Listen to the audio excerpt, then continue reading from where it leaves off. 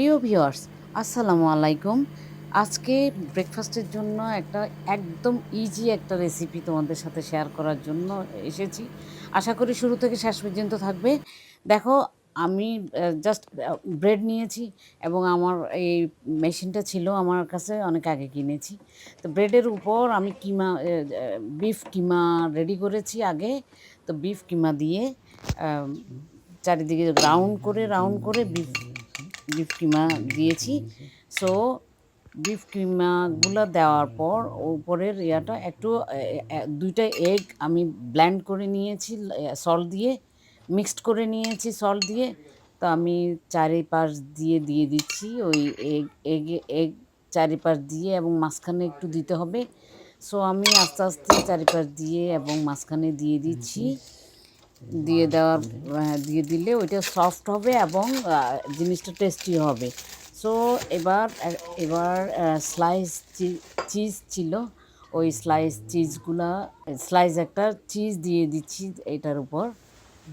So cheese দেওয়ার পর আমি যে ছাঁচটা দিলে জিনিসটা সুন্দর হবে, রাউন্ড হবে। তারপর আরেকটা ব্রেড আমি উপর দিয়ে একটু চেপে দিয়েছি পিছন দিয়ে, উপর দিয়ে দিয়েছি। দিয়ে উপরের ছাঁচটার উপরের পার্টটা একটু চেপে বসিয়ে দিয়েছি। তো সে চেপে বসিয়ে দেওয়ার পর চারিদিক দিয়ে একটু চেপে দিচ্ছি যাতে একদম সুন্দর করে ওইটার কাটাটা সুন্দর হয়।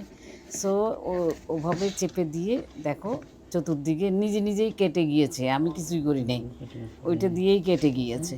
সো একটু জোরে চাপ দিলে যে জিনিসটা সুন্দরভাবে কেটে যায়। তারপর আমি ওইটা নিয়ে সাইড দিয়ে একটু চিপে দিচ্ছি যাতে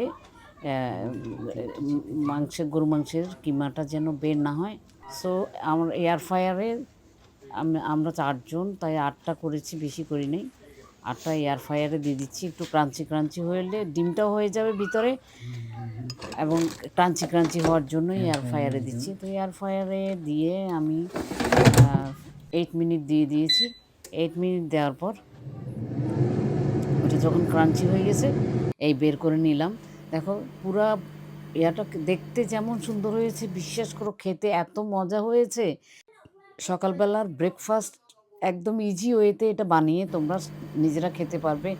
সো আমার ভিডিও যদি ভালো লাগে please like, comment, share and subscribe করে আমাকে ফলো দিতে একটুও ভুলো না। আমার সাথে থেকো, আমার জন্য দোয়া করো। আল্লাহ হাফেজ।